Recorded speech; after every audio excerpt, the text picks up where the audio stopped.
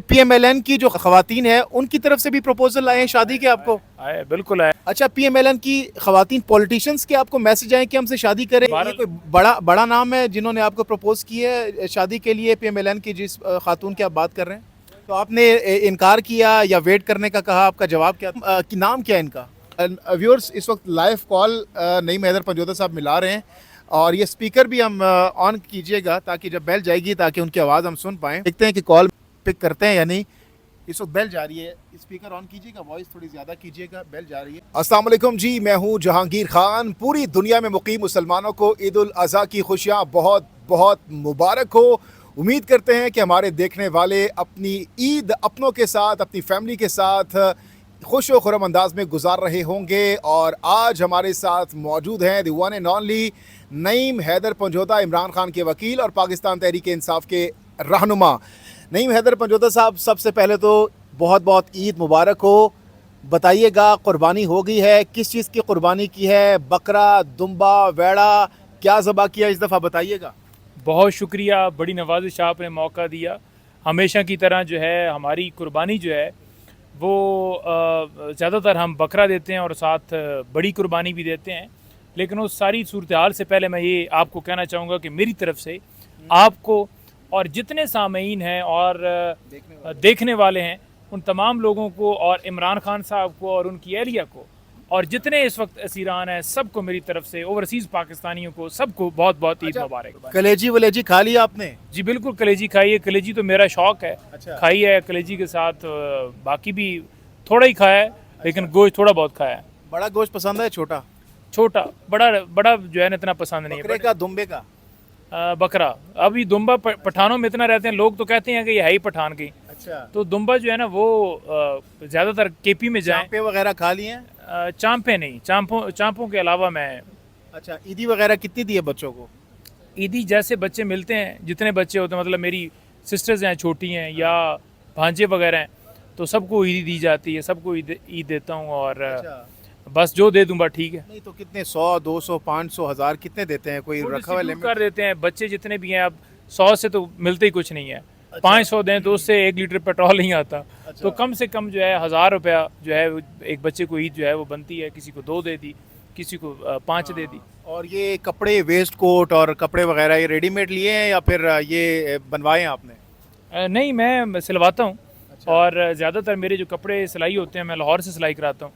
पहले मैं भिरा से कराता था। तो बस फिर मैंने सोचा कि कपड़े जो है ना, क्योंकि 2-3 साल तो हमने पहन ही लेते हैं एक सूट को, क्योंकि कम उसकी बारी आती है ना, ज़्यादा सूट होते हैं और वाशन वेयर इतने ख़राब भी नहीं। क्या बनने का शौक था बचपन में? जब बच्चा छोटा सा होता है उससे कोई पूछता है कि बेटा क्या बनोगे बड़े होके, आपसे जब कोई पूछता था तो आप क्या कहते थे? डॉक्टर, वकील, साइंसदान, सियासतदान या इंजीनियर, या क्या बनने का शौक था बड़ा होके? देखिए, छोटा बंदा होता है ना तो बंदा कहता है कि मैं वो चीज़ बनूँ जो सबसे बेहतर हो। तो ऐसा लगता था कि जैसे जो जहाज़ उड़ाते हैं ना वो सबसे अच्छे होते हैं, पायलट्स। अच्छा। तो मुझे शौक़ था, जहाज़ वैसे भी मुझे पसंद थे, तो मुझे पायलट बनने का शौक़ था। अच्छा। तो फिर वक्त के साथ साथ ये हुआ कि ये पुलिस जो है ना ये तगड़ी होती है, तो मैं CSS करके ना ASP बन जाऊँ। अच्छा, पुलिस में आने का पुलिस शौक तो कुल के DC बड़ा पावरफुल होता है, AC बन जाए। मैं कहूँ नहीं, उसका रोब नहीं होता। अच्छा, फिर कुछ जजेस, हाँ जजेस भी ठीक हैं जी। लेकिन सियासतदान का तो मुझे शौक़ था ही नहीं बचपन से कि मैं सियासत में आऊँगा। अच्छा। और वकील का भी शौक़ नहीं था कि वकालत में आऊँगा। तो ये दोनों चीज़ें जो है ना वो वक्त के साथ साथ समझ लें मजबूरी या एक फैमिली, मामू उनकी डायरेक्शन, उसकी वजह से ये हुआ। अच्छा, नईम हैदर पंजोता साहब, ये बताइएगा कितने असासों के मालिक हैं आप? गाड़ियाँ कितनी हैं, घर कितने हैं, और इसके अलावा कितनी दौलत है, कितने मामलात हैं आपके? क्योंकि पॉलिटिशियंस से ये पूछा जाता है और उनसे लोग ये उम्मीद करते हैं कि शायद इनके पास तो बड़ी गाड़ियाँ होंगी, बड़े महल होंगे। आप महीने का एक तो बताएं कि कितना कमा लेते हैं और कितने असासों के मालिक हैं? FBR तो नहीं थोड़े को पूछाया। देखें, असासे मेरे, क्योंकि वालिद जो थे, हम वालिद की तरफ से विरासत मिली थी ज़मीन, और वही ज़मीन, हम 2 भाई हैं। और मेरे जो दादा अबू थे उनकी 18 मुरब्बे ज़मीन थी, यानी 1 मुरब्बे के अंदर 25 एकड़ बनते हैं। तो वो को 1100 के करीब कनाल जो है वो जब मेरे वालिद ने हमें जो है वो ट्रांसफ़र की, वो तकरीबन बनती है 5 साढ़े 5 मुरब्बे। तो वो ज़मीन जो है ना, वो उससे इनकम जो आती है, उसी इनकम से सारा हमने घर भी जो है वो बना। तो उस वक्त भी ज़मीन सेल वगैरह की और कुछ जो पास थे वो भी उसमें लगा दिए, कुछ ठेके पे दे दी ज़मीन, और इस तरीके से हमने घर भी अपना बनाया। इसी तरह जो है वो गाड़ी वगैरह ली उस वक्त, और वो भी उसी तरह हमने ज़मीन में से ली। उसके बाद जो है इलेक्शन लड़ा, तो इलेक्शन भी इसी तरह, दोस्त यार रिश्तेदार अहबाब और ज़मीन से जो इनकम आती है। वकालत, जैसे वो लोग कुछ कहते हैं ना जी खान के नाम के ऊपर बड़ी बड़ी फ़ीसें शायद उन्होंने ले ली होंगी, बड़े बड़े केसेस ले लिए होंगे। खान जो है ना, उनकी वकालत से पहले, उनके केसेस लड़ने से पहले केसेस थे, जिस वक्त उनके केसेस के अंदर एंगेज हुए, फ्री ऑफ कॉस्ट हुए, तो उसमें इतना टाइम लगता था कि सियासत के वकालत के साथ साथ पॉलिटिक्स भी शुरू हो गई, क्योंकि वो सियासी केसेस थे। तो लाहौर जाना, कभी इधर जाना, तो फिर वो आहिस्ता आहिस्ता चैम्बर से मुनक़ता होते गए। एसोसिएट्स को कोई केस अपने भी आने तो वो उधर दे देने। तो इस्लामाबाद के अंदर जो है वो केसेस प्राइवेट किए, मुख्तलिफ डिपार्टमेंट्स के किए, वो केसेस उनकी फ़ीस आती थी। लेकिन खान साहब के साथ जब से, ख़ास तौर पर जब उनको हटाया गया, उसके बाद से लेकर जो है वो केसेस कमी आती आती यूँ सूरत हाल हो गई कि अपने केसेस जो हैं, यानी ज़ाती जो आपके प्राइवेट केसेस होते हैं, उनमें मौका ही नहीं मिल रहा। तो फोकस ही खान साहब पे, और फिर एहतजाज आ रहे हैं, जलसे आ रहे हैं, रैलियाँ आ रही हैं, जुलूस आ रहे हैं, फिर हल्के में चले गए। तो अब ज़्यादा टाइम ही उधर ही गुजरता है खान साहब की तरफ। जेब से लगा रहे हैं, जब से प्रॉपर पॉलिटिक्स में जब आए हैं तो आप जेब से लगा रहे हैं, मंथली कुछ नहीं आ रहा। 1 रुपए कोई साबित नहीं कर सकता कि खैबर पख्तूनख्वा हमारी हुकूमत है। एक ग्रांट लियो, एक ट्रांसफ़र कराया हो, या किसी किस्म की होती है ना कि पैसे कमाई मैंने की ट्रांसफ़र पोस्टिंग के अंदर, या कुछ ठेकों के अंदर, या मैंने कोई बिजनेस सेटअप वहाँ पे लगाया हो, जो घर से आता है, जो मिलता है। छोटा भाई खालिस्तान नजरिए के लिए आप ये सब कुछ कुर्बानी दे रहे हैं? नजरिए के लिए जी, अपने पास से सारा कुछ लगाया है, अपना चैम्बर, अपनी वकालत तक उस पर कुर्बान किया है कि नजरिया पहले है, इमरान खान का साथ पहले ज़रूरी है। सबसे ज़्यादा आप जिस तरह से हम देखते हैं कि हर एक्टिविटी में सफ़े अव्वल में नज़र आते हैं, और हर जगह आपने जिस तरह खान साहब को हमने देखा कि हाई कोर्ट से जब गिरफ्तार किया जा रहा था तो वहाँ पर आपका सर पड़ा। ये ज़रा स्टेचेस वगैरह दिखाइएगा। स्टेचेस ये अभी भी आप देख सकते हैं। कितने स्टेचेस है ये? 9 स्टेचेस, 9 टांके आपको लगे थे? ये 8 टांके लगे? 8 लगे थे स्टेचेस। अच्छा, 8 स्टेचेस भी लगे। तो ये कुर्बानियाँ हैं आपकी। अच्छा, ये बताइएगा कि ज़िंदगी का सबसे खुशगवार लम्हा बताइएगा, वो कौन सा है जिसमें आप बहुत ज़्यादा खुश थे, और ज़िंदगी का सबसे गमज़दा या फिर ना होने वाला जो कि आप उस पर बड़ा अफसोस होता है कि यार ऐसा ना होता तो ज़्यादा अच्छा होता। गमज़दा और खुशगवार लम्हा ज़िंदगी का, या कोई वाक़या बताना चाहें या सुनाना चाहें? देखिए, बचपन में तो बहुत सारे वाक़यात होते हैं जब बंदा खुश होता है, यानी घर वाले कहीं जा रहे हैं और आपको ना ले जा रहे हैं, और आप पीछे बस पे चढ़कर पहुंच जाएं कि मैं आ गया हूं, तो वो भी खुशी होती है कि अब दूर की ट्रेन जा रही है डेरा गाजी खान, क्योंकि इंतज़ार लोग उधर थे। तो बचपन में वो भी एक एक्साइटमेंट होती है। इसी तरह मैं पहली दफ़ा जब मोटरसाइकिल चलाया तो वो भी खुशी का दिन था, और वालिद साहब ने जब देखा तो वो देख के खुश हो रहे थे कि नई मोटरसाइकिल चला रहा है, तो वो भी एक खुशी का दिन होता है। इसी तरह अगर देखा जाए तो अगर पॉलिटिकल लाइफ के अंदर देखूं तो जिस वक्त इमरान खान से मेरी बात हुई फ़ोन पे, उन्होंने कहा मेरे लिए वीडियो पैगाम बनाओ, FIA के अंदर वो पेश हुए थे। मैं बाहर वीडियो पैगाम बना रहा था, और साथ ही मेरे व्हाट्सएप के ऊपर नोटिफिकेशन आया कि इमरान खान साहब ने आपको अपना तर्जुमान मुकर्रर कर दिया लीगल अफेयर। तो वो मेरे लिए खुशी का दिन था।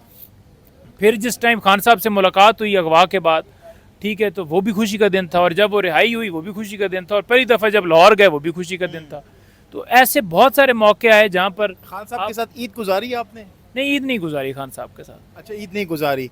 इमरान खान के साथ कोई ऐसा खुशगवार लम्हा या मौका जो कि आप कभी भी नहीं भुला पाएंगे, जो कि आपकी ज़िंदगी में उनके साथ कोई ऐसा लम्हा या कोई ऐसा वाक़या पेश आया हो जो कि एक लम्हा, यादगार लम्हा हो, वो आप शेयर करना चाहिए ईद के मौके पर? देखिए, खान साहब की एक दिन कॉल आई थी मुझे। वो कॉल मेरे लिए जो है ना, क्योंकि वो कॉल शायद मैंने ना बताई हो यहाँ पहले कभी। मैं इधर इस्लामाबाद के अंदर था। पहले हम डिस्ट्रिक्ट कोर्ट के अंदर पेश हुए, फिर हम हाई कोर्ट के अंदर पेश हुए, फिर हम ATC में पेश हुए। 3 जगहों पर समाअत थी। तो खान साहब लाहौर थे, तो उन्होंने कहा कि नहीं, तुम पेश होकर डेट्स ले लेना सब में, क्योंकि मैं इधर पेश हुआ हूँ, एक टाइम पे हर जगह पर मुकदमा। तो जब उन्हें पता चला ना कि नईम ने कामयाबी से तारीखें ले ली हैं और वारंट भी नहीं निकले क्योंकि ऑपरेशन शुरू हो जाता था, तो उनकी कॉल आई, खान साहब की कॉल आई। खान साहब की कॉल आई आपको? बिल्कुल, खान साहब की कॉल आई। और खान साहब की कॉल जब आई तो मैंने बात की तो खान साहब ने मुझे जो है वो बड़ा जो है वो मुबारकबाद दी। उन्होंने कहा कि नहीं, आपको बहुत मुबारक कि आपने ज़बरदस्त तरीके से मुकदमा जो है उनमें पेश हुए और आपने उनमें डेट्स ली, कामयाबी हासिल की। और मुझे उन्होंने जो है वो सराहा। उन्होंने कहा कि ज़बरदस्त, well done, keep it up, आपको और आपकी पूरी टीम को बहुत बहुत मुबारक। तो वो पहला ऐसा लम्हा था कि जब आपका लीडर आपको सराह रहा है, आप उसके काम कर रहे हैं, रात दिन भाग रहे हैं। तो उसके बाद फिर ऐसे इतने ऐसे मौके आए खान साहब के साथ जेल के अंदर जो अच्छा, टाइम कभी सोचा था कि आप तो जाहिर सी बात है पॉलिटिक्स में या वकील बनने से पहले बचपन में खान साहब को आप टेलीविज़न पर देखा करते थे, तो उस वक्त कभी सोचा था कि इतना क्लोजली आपका एक ताल्लुक बन जाएगा, खान साहब बाय नेम आपको जानेंगे, खुद से खान साहब आपको कॉल भी करेंगे, कभी सोचा था? और साथ ही साथ एक तस्वीर आपकी खान साहब के साथ जो कि आपके डीपी पे भी है, जिसमें खान साहब आपके पास आपके साथ बैठे हैं और आपके कान में कुछ सरगोशी कर रहे हैं, कुछ बातें कर रहे हैं, गुफ्तगू कर रहे हैं, तो वो खान साहब क्या बात कर रहे हैं आपसे? देखिए, मैं बहुत ज़्यादा खान साहब के साथ बैठता था। और खान साहब, ज़ाहिर बात है, केस के हवाले से कोई डिस्कशन हो रही हो या जो नैरेटिव होता है, जैसे कोई चीज़ बयान करनी है, तो खान साहब मुझे पॉइंट्स में बताते थे ना कि ये गुफ्तगू ऐसे करना। मुझे तर्जुमान उन्होंने लगाया था, तो मेरे हाथ में डायरी भी होती थी। तो डायरी के ऊपर मैंने केसेस की तफसीलात लिखी होती थी और जो खान साहब बात करते थे फिर मैं नोट कर लेता था। तो अक्सर वो मुझे वो चीज़ें बताते थे और फिर जो अगला लाए अमल होता था तो वो भी हम कान में करते थे कि कोई और सुन ना ले कि हमारा आगे क्या प्लान है। तो काफ़ी ऐसी गुफ्तगू, जेल के अंदर भी ऐसा ही हुआ कि अक्सर जो है ना, मैंने खान साहब को अगर अलहदा बात, क्योंकि वहाँ सारी भाग गया सारा सिलसिला, मैं खान साहब को खान साहब मैंने कहा बात अलहदा कान में बात करनी, जी जी, खान को फिर कहना कि कान में मुझे जवाब देना, खान ने फिर मुझे कान में जवाब। 3 नाम आपके सामने रखेंगे, मरियम नवाज़, बिलावल भुट्टो, मौलाना फजलुर रहमान, ये 3 नाम आपके सामने हैं। किसको रैंक करेंगे टॉप पे कि आपके ख्याल में तीनों में बेहतर सियासतदान कौन है? मरियम नवाज़। मरियम नवाज़ बेहतर नहीं, है? मैं पूछ रहा हूँ नाम। मरियम नवाज़, बिलावल और मौलाना फजलुर रहमान। बिलावल और मौलाना फजलुर रहमान, ये तीनों सियासतदान है ही नहीं, कारोबारी हैं। अच्छा, हाँ, लेकिन अगर टॉप पे या फिर एक कोई सिलेक्ट करना चाहें, मतलब आप कहेंगे दो तीनों में ये ज़्यादा बेहतर है? ब्लैक मिरर मौलाना फजल रहमान है। अच्छा। और मरीम नवाज़, ये सारा जो ग्रुप है ये ज़्यादा कारोबारी टाइप का है।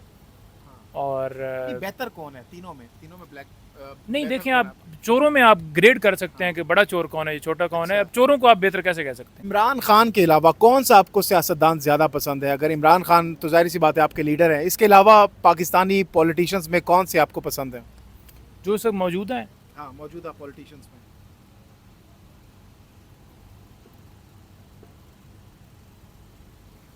काफ़ी सोच रहे हैं आप। मैं सोच रहा हूँ, मैं मुश्किल सवाल लग रहा है आपको। हाँ, मुश्किल सवाल है, क्योंकि इमरान खान के अलावा जो है ना वो हाँ। है ही कोई नहीं पसंद। अगर पीटीआई के अलावा कोई पार्टी ज्वाइन करने का ज़िंदगी में मौका मिलता है तो कौन सी पार्टी ज्वाइन करेंगे? घर बैठना पसंद करूँगा। घर बैठना पसंद करेंगे? कोई भी पॉलिटिक्स मतलब क्विट कर देंगे? बिल्कुल जी, वकालत अपनी किताब चुकांगे तो पेश होंगे, फिर बेइज्जत होकर किसी और पास की जाना। पीटीआई में आपको आपका फेवरेट पॉलिटिशियन कौन है? पीटीआई के अंदर खान साहब। नहीं, खान साहब तो हैं ही, वो तो लीडर है इसके। खान उसके साहब। अच्छा, और बाकी हर एक के, देखिए, मैं एक का नाम लूँगा ना तो बाकी कहेंगे मेरा नाम नहीं लिया, तो मुनासिब नहीं किसी है। को भी नाराज नहीं करना चाहते। नाराज नहीं करना, शादी हो गई आपकी? वो तो तुम्हें भी पता है। वो पिछले साल मैंने आपसे पूछा था कि शादी, आपने कहा था नहीं हुई, तो 1 साल में शादी अभी तक नहीं किया? हो गई है? दुआ करो कि अगले साल तो पहले पहले हो जाए। अच्छा, दुआओं की जरूरत नौबत आ गई, अब दुआ करें, क्या वजह है? इमरान खान रिहा हो ना, असल तो रिहाई के साथ। लास्ट टाइम आपने कहा था कि इमरान खान जब रिहा होंगे तो मैं शादी करूंगा, मशरूत किया था आपने। अब भी मशरूत हैं खान साहब, अगर 2-3 साल तक रिहा नहीं होते तो आप शादी नहीं करेंगे? अल्लाह ना करे, हम तो कहते हैं कि कल हो जाए, परसों हो जाए शादी हमारी। अच्छा, शादी की जल्दी है आपको? नहीं, मुझे नहीं जल्दी, जाहिर बात है। किसको घर वाले दोस्त है बाप, जैसे वालदा साहिबा शोज में सवाल होते, मैं खुद शर्मिंदा होता हूँ, मैं क्या जवाब दूँ। अच्छा, एज कितनी है? हाँ। कल एक शो हुआ, शफी जान और साथ थे फरीद रीस, और उसके अलावा नून लीग से थी, जिसने वो कहा नहीं था कि तुसी 100 रुपए भी पेट्रोल बता दोगे तो साडा की कर लोगे। पता नहीं क्या नाम था, शुमाइला। तो कल वो कह रहे हैं कि आपके शो के अंदर आपकी शादी का जिक्र हुआ है कि आपकी, हमने शफी जान से सवाल किया फरीद रीस में, क्या आप उनकी, यानी अब और शोज के अंदर भी डिस्कशन हो रही है, तो फिर मुझे बुरा लगा। क्योंकि जवान है माशाल्लाह से ना, लोग पूछना चाहते हैं, और अब तो आप माशाल्लाह सेलिब्रिटी बन गए, तो तजस्सुस होता है देखने वालों को, जो आपके चाहने वाले हैं। तो कब तक इरादा है शादी का? अगर खान साहब नहीं रहा होते तो उसके बाद, उससे पहले भी कर सकते हैं? अल्लाह ताला करम करे और खान साहब पे आऊँ। लव मैरिज या अरेंज मैरिज? नहीं, अरेंज ही, लव वाला किधर से चक्कर। अच्छा, अरेंज मैरिज करेंगे, घर वालों के रजामंदी से, उनकी जो ख्वाहिश होगी या चॉइस होगी उस पर करेंगे? बिल्कुल, इंशाल्लाह। वालदा या बहनों वगैरह की? वालदा ने जिसको चूज़ किया उसको आप भी चूज़ करेंगे? बिल्कुल इंशाल्लाह, मुशावरत से। अच्छा, बामी मुशावरत से फैसला होगा। ठीक है। और अगर खान साहब रिहा हो जाते हैं तो उनको फिर शादी में आप इनवाइट करेंगे? इंशाल्लाह खान साहब तो फिर ज़ाहिरी बात है उनसे पूछ के डेट रखेंगे। अच्छा, खान साहब से पूछ के। आप प्रपोज़ल आती हैं रिश्ते वगैरह, या आपको प्रपोज़ किया जाता है, लड़कियां वगैरह प्रपोज़ करती हैं कि हमसे शादी कर लें, क्योंकि खूबसूरत भी है, सेलिब्रिटी भी है, शोहरत भी है, सब कुछ है, तो प्रपोज़ल्स आती हैं लड़कियों की आपको? आती हैं। आपका जवाब क्या होता है उनको, जब कोई प्रपोज़ल, कोई लड़की आपको कहती है कि मैं आपसे शादी करना चाहती हूँ, तो आपका क्या जवाब होता है? देखें, ऐसे तो कोई नहीं सामने कहता, ज़ाहिरी बात है इधर उधर से मैसेज आ जाते हैं या कोई ना कोई किसी ना किसी बहाने से इस तरह की बात करता है आपसे, तो आपको फ़ील हो जाता है। हाँ। तो इसी तरह PMLN वहाँ से जो पॉलिटिशियंस हैं उनकी तरफ से भी मैंने कहा नाम ही ना लो भाई। ये बहुत बड़ी ब्रेकिंग न्यूज़ इस वक्त दे रहे हैं जोधा साहब कि PMLN की जो खवातीन है उनकी तरफ से भी प्रपोजल आए हैं शादी के आपको? आए, बिल्कुल आया, लेकिन मैं तो नहीं PMLN में करूँगा। अच्छा, PMLN की खवातीन पॉलिटिशियंस के आपको मैसेज आए कि हमसे शादी करें, प्रपोजल? मजीद आप तहकीक में ना जाएं, बस सिंपल मैं ये कह रहा हूँ कि उधर से भी ऑफर्स आई हैं। तो ये कोई बड़ा बड़ा नाम है जिन्होंने आपको प्रपोज की है शादी के लिए, PMLN की जिस खातून की आप बात कर रहे हैं, बस या जिस लड़की की बात कर रहे हैं? नहीं, मजीद मैं नहीं आगे मुनासिब नहीं है। तो आपने इनकार किया या वेट करने का कहा, आपका जवाब क्या था? बस अल्लाह खैर करे इंशाल्लाह ताला, हम तो आपको बताया ना कि PMLN की तरफ नहीं। अच्छा, शादी नहीं करेंगे? अगर कोई पसंद आ जाती है PMLN के अंदर आपको? माफ़ी दे, अल्लाह माफ़ी दे। इंसान है, पसंद भी आ जाती है, भाई जान, ऐसी बात तो नहीं है। कातलों के साथ हम बैठना नहीं पसंद करते, तुझे याद हो सी रिश्तेदारी बना ली। अच्छा, ये जो PMLN की लड़की की आप बात कर रहे हैं जिसने आपको प्रपोज किया शादी के लिए, तो इसका नाम नाम क्या है इनका? यार देखें, मुझे जिस वक्त खान साहब के साथ अटैच होने, ज़ाहिर बात है मीडिया पे बंदा आता है, तो अराउंड 1000 के करीब जो है ना वो मैंने लड़कियों के नंबर ब्लॉक किए, अराउंड 1000।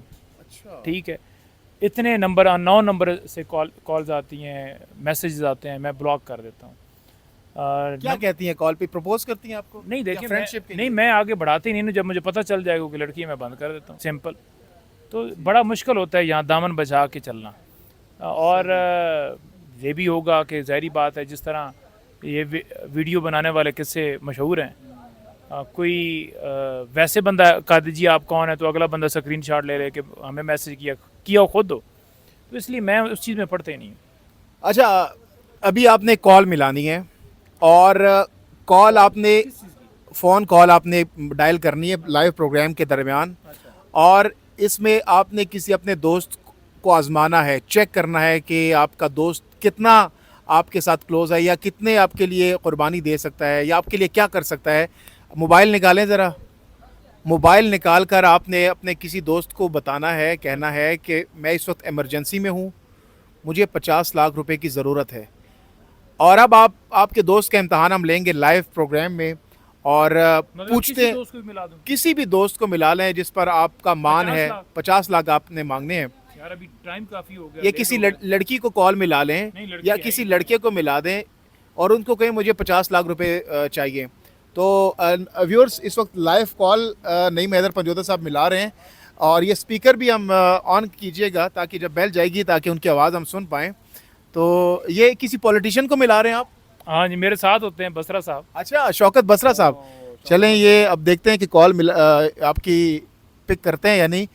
इस वक्त बेल जा रही है, स्पीकर ऑन कीजिएगा, वॉइस थोड़ी ज़्यादा कीजिएगा, बेल जा रही है। अस्सलाम वालेकुम नईम भाई। जी वालेकुम अस्सलाम बसरा साहब, क्या हाल चाल है? ठीक हो? से ठीक है? नहीं बेटी सुनाओ, मामला जिंदगी ठीक ने सब ठीक बिल्कुल ठाक? बिल्कुल बेहतरीन, ज़बरदस्त। बस माजरत तानू तकलीफ देती है लेट टाइम। अच्छा, मैं तो खुद हैरान हो गया था, मैं लेट नाइट किसी ने कभी कॉल कर दे नहीं, खैर हो वैसे ही। हाँ बस वो मामला ये है कि अर्जेंट जो है वो 50 लाख भाईजान ज़रूरत है। तो आपके पास होंगे अवेलेबल? मुझे चाहिए थे, एमरजेंसी है। नहीं भाई ये दसो कि होने चाहिए नहीं या सुबह करवा दें? अगर अभी हो जाए तो अभी तो अभी आप मुझे अपना अपना अकाउंट नंबर सेंड कर दें। जी जी, तो भाईजान हाजिर। चलें बस भाई, थैंक यू, बहुत शुक्रिया। नहीं मैं कंप्लायंस फिर हो गई, आपको डोंट वरी, बताता हूँ। डोंट भेज दे मुझे। ओके। तो व्यूअर्स ये नईम भाई के दोस्त हैं और पॉलिटिशियन भी हैं शौकत बसरा साहब। लाइव कॉल के दौरान नईम भाई बड़ी बात है, 50 लाख फ़ौरन और वो मान गए। ये भी नहीं कहा कि मेरे पास नहीं है या कैश नहीं है या ऑनलाइन ट्रांजैक्शन नहीं हो सकती या रात का टाइम है, तो ये तो फ़ौरन मान गए। बड़ी बात है, बड़े आपने तगड़े दोस्त रखे हुए हैं अपने। बस भाई मोहब्बत है और ज़ाहिरी बात है, मैं सोच रहा था कि रात के इस टाइम के ऊपर जो है उनको कॉल करें और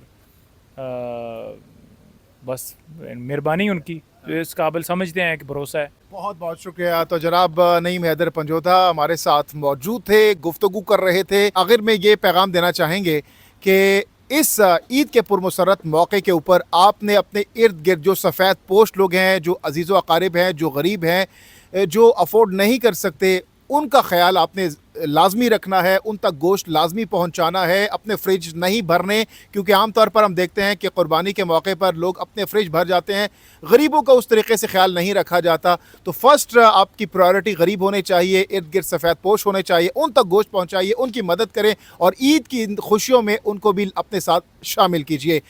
अपनी कीमती राय का इजहार कमेंट सेक्शन में ज़रूर कीजिएगा। जहांगीर खान को दीजिए इजाज़त। अल्लाह हाफ़िज़ व नासिर।